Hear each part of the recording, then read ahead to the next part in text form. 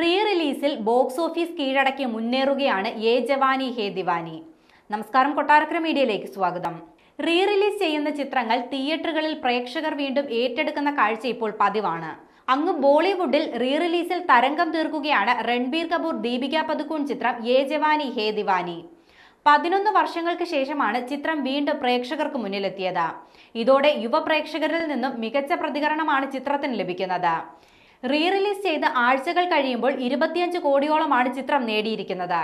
ഇന്ത്യയിൽ ഒട്ടാകെയുള്ള PVR ഐനോക്സ് സ്ക്രീനുകളിലാണ് യേ Giovani ഹേ Deewani re release ചെയ്തിരിക്കുന്നത്. ആദ്യ ദിനം തന്നെ 1.15 കോടി നേടിയ ചിത്രം തുടർന്ന് മികച്ച വരവേൽപ്പ് ലഭിച്ചതോടെ കൂടുതൽ സ്ക്രീനുകളിലേക്ക് റിലീസ് ചെയ്തിരുന്നു. ആദ്യവാരം 12.95 കോടിയാണ് ചിത്രം നേടിയത്. രണ്ടാമത്തെ ആഴ്ചയിലും മികച്ച കളക്ഷനാണ് സിനിമയ്ക്ക് ലഭിച്ചത്.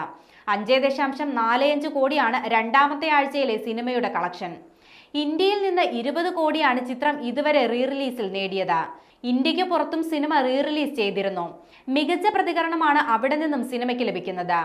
UK-യിൽ നിന്ന് 50 ലക്ഷമാണ് സിനിമ ഇതുവരെ നേടിയിരിക്കുന്നത്.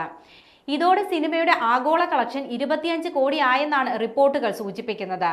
കൊച്ചിയിലെ PVR സ്ക്രീനുകളിൽ പ്രേക്ഷകർ സിനിമയിലെ പാട്ടിനൊത്ത് ചുവട് വെക്കുന്നതിന്റെയും ആഘോഷിക്കുന്നതിന്റെയും വീഡിയോകൾ സോഷ്യൽ മീഡിയയിൽ വൈറലായിരുന്നു. തിയേറ്ററിനുള്ളിലെ ആഘോഷങ്ങളുടെ വീഡിയോയും ചിത്രങ്ങളും പ്രേക്ഷകർ സമൂഹമാധ്യമങ്ങളിൽ പങ്കുവെക്കുകയും ചെയ്തു. അയൻ മുഖർജി സംവിധാനം ചെയ്ത ചിത്രത്തിൽ രൺബീർ കപൂറിനൊപ്പം ആദിത്യ റോയ് കപൂർ, ദീപിക പദുക്കോൺ, കൽക്കി കോച്ലിൻ എന്നിവരാണ് പ്രധാന വേഷങ്ങളിൽ എത്തിയത്. സിനിമയിലെ ഗാനങ്ങളെല്ലാം ഇന്നും ജനപ്രിയമാണ്. ധർമ്മ പ്രൊഡക്ഷൻസിന്റെ ബാനറിൽ കരൺ ജോഹറാണ് യേ ജവാനി ഹേ ദിവാനിയുടെ നിർമ്മാണം നിർവഹിച്ചത്.